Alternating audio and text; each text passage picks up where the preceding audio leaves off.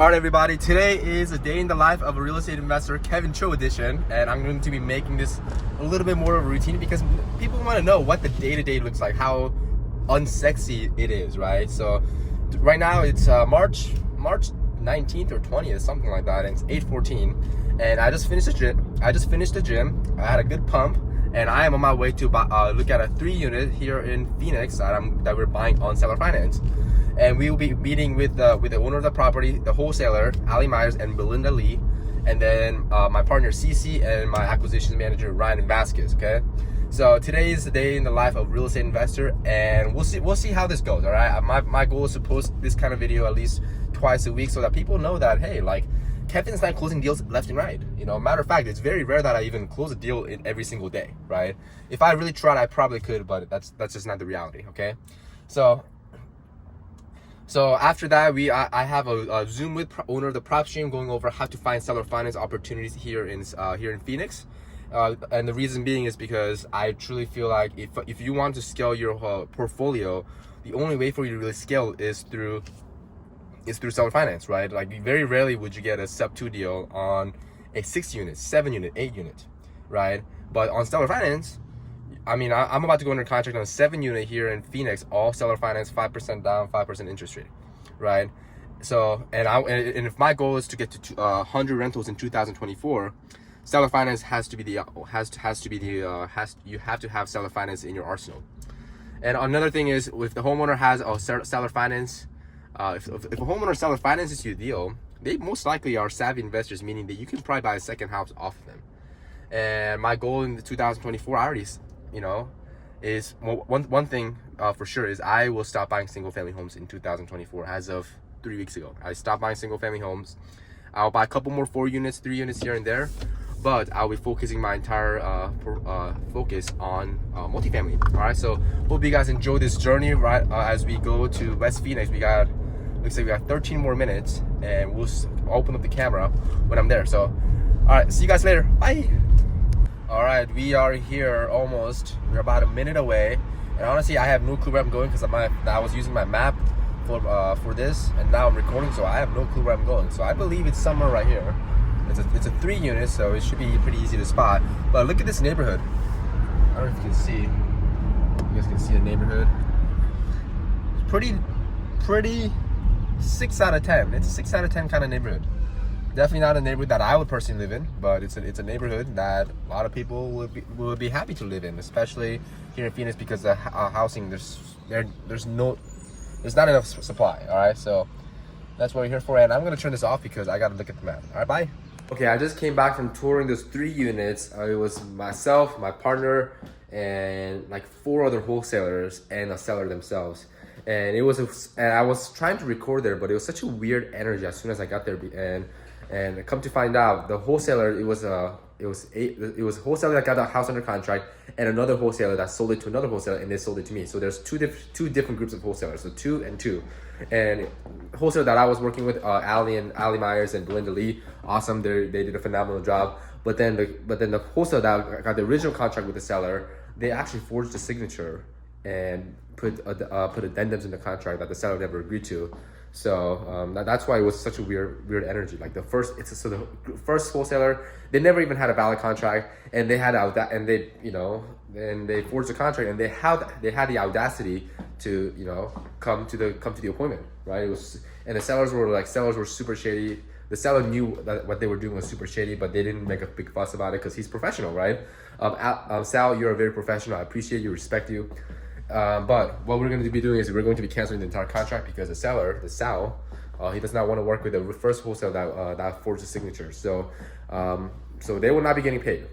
If it was some sort of miscommunication, I will still pay them the $20,000 sign-up fee. But they literally forged a signature, and they when I was at the appointment, they kept following me around so that I don't talk to the seller directly, which how is that going to work? Like we literally have each other's numbers. We can just call right off the bat. So it's 2 different wholesalers that forged a signature. They're not getting paid. Their $20,000 assignment fee is gone. I'll be getting into the deal for, instead of $45,000, I'll be getting into the deal for $25,000.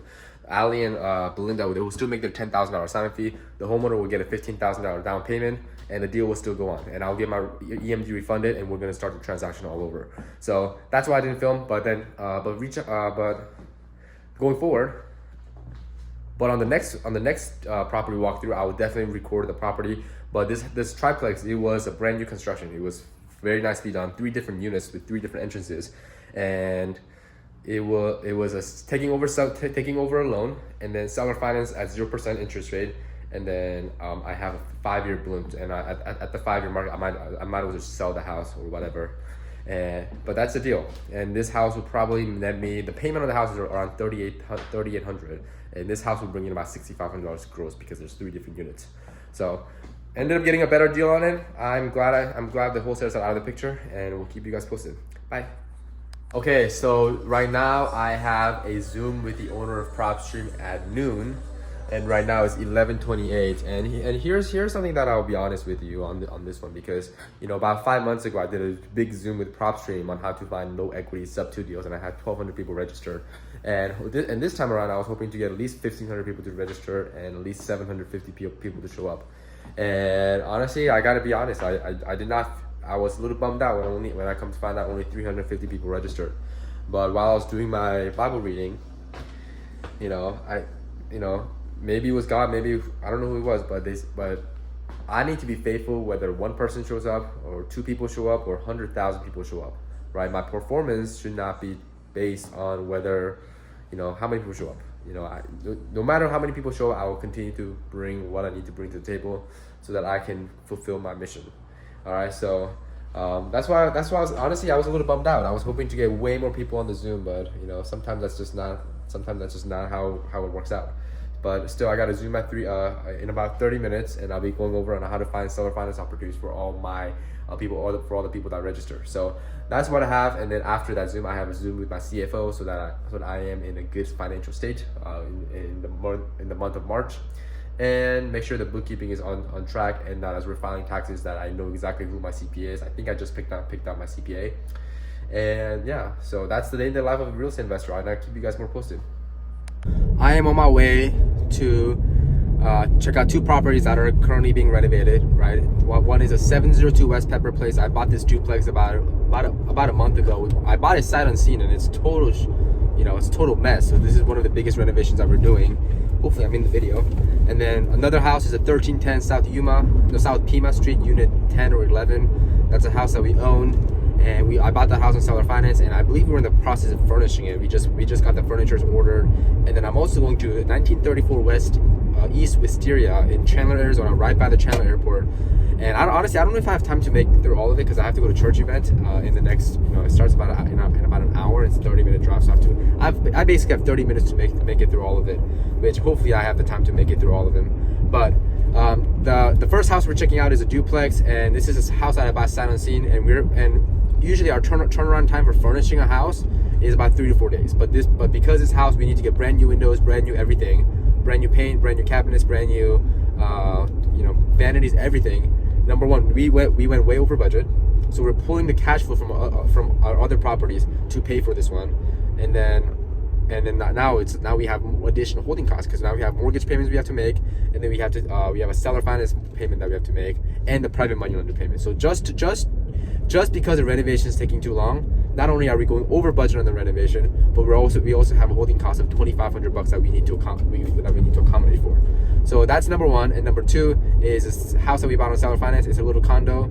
We were trying to rent it out unfurnished, but we've been having trouble finding a tenant for it. So what we're doing is we are just going to renovate it, and we're going to throw it up on Airbnb, and that's going to be that. And third house is a Chandler house that we bought sub 2. We got into the deal for maybe all in $30,000. Took over mortgage payment at $3,500, and we had a tenant there that was paying almost $6,500 every single month. But that was during waste management, when everybody was in town for golfing, and we're not getting that number that we're looking for. So we're in the process of furnishing that. We're gonna spend another $9,000 just to furnish the house, and then our plans to throw it up a midterm rental or Airbnb or Furnish Finder as a midterm rental or short-term rental, just so that we get through this slow season. Because here in Phoenix, here in the desert, like Las Vegas, the slow season is actually very brutal. You know, not only is it hot, but it's like no one's booking it, right? It's like my house it's going to be vacant I hope it's not going to be vacant in April, but it looks like it might be vacant in April. This is the phase out phase of the business, right? Like in winter here in Phoenix, we do phenomenal, but right now it's picking up in Tampa, right? I have 4 houses in Tampa that we're picking up that like there's a lot of demand for. So, you know, it's like when Tampa slows down, Phoenix picks up. When Phoenix slows down, Tampa picks up. So it kind of levels out at the end of the day. But yeah, we're hoping to try to make it through all 3 houses. If not, I'll just check out one of the houses tomorrow.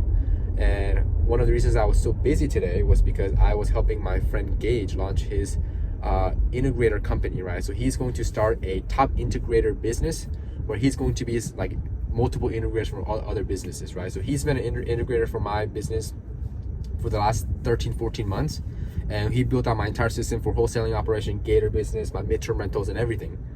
And he's like, you know what, I want to do there's a lot of people there's a lot of people that want to do what you're doing, and how about I build a company around it? So if people, basically he's selling my system, right, which he built, and he's going to be integrator for other people's businesses for I think like $2,000 a month or $2,500 a month, which is super affordable, and they get like, you know, 24-hour access kind of service with his VA. So if anyone's interested in that, you know, feel free to, I don't know, feel free to check the link down in my description. I might have some link that you guys can take a look at. I don't think he's taking any clients right now, or maybe I think he will only take on clients that comes from me, because the clients that come from me, they want most likely they want the business that I have. So reach out to Gage and he will help you set up your system. So that's what I've been doing all day. And then I did a Zoom with PropStream today, and that was a success. We had 135 people show up, over 180 people in and out of the Zoom, and we just went over how to find seller finance deals. And that video link will be down in the description below. But yeah, I'll see you guys at the house. All right, we're out here checking this property, and it looks like a lot of the stuff was done. Obviously, we're waiting for the windows to arrive. We ordered them, it just hasn't come yet. So we got the windows coming, and then it looks like we do have an electric lockbox. I think the code is, no, that's the wrong code. All right. It looks like we got a brand new floor. Hello? Hello? See the window. As you can see, the window is still broken.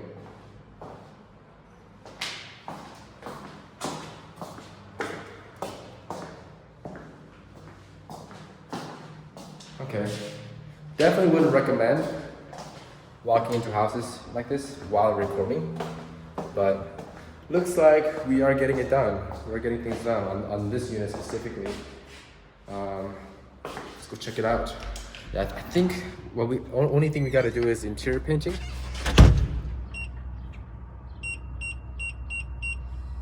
The only thing we have to do is interior painting, and then the windows, and it will be ready to it will be ready to rock and roll.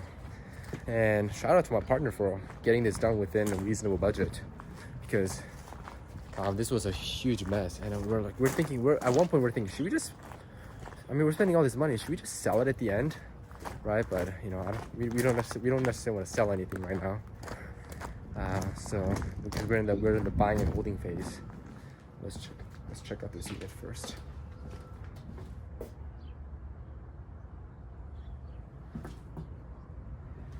Let's see.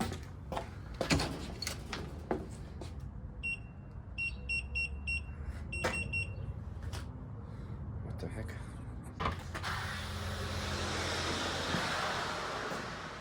Hello? The AC is running, which is good. We got the brand new cabinets. We got the brand new cabinets, the countertops. Let's see. Looks like we got a brand new bathroom. I'm sorry if you guys can't see it. And then this room was always solid. This room was always ready to go. The back unit has been good. I think we're just doing the painting right now, and then some exterior landscaping, and then we should be ready to rock and roll with this one. This one, our payment is around $2,500, and I think we should be renting this out for close to $500 both units. 3-bedroom, 1 bath, and then 1 bedroom, 1 bath right here. This is a duplex in Mesa. All right, well, there you have it. That's the day in the life of a real estate investor here in Arizona. And you know what? It's not as sexy as people think. You know, I'm not buying a house every single day. I'm not closing a deal left and right every single hour. It's this unordinarily boring things that I do it extraordinary amount of times that make me a great investor. So guys, don't be discouraged if you guys are not closing a deal every day, nor buying a house every other week. I don't know, for that matter. So guys, I love you guys. Thank you so much for tuning into this video, and I'll see you guys in the next video. Bye.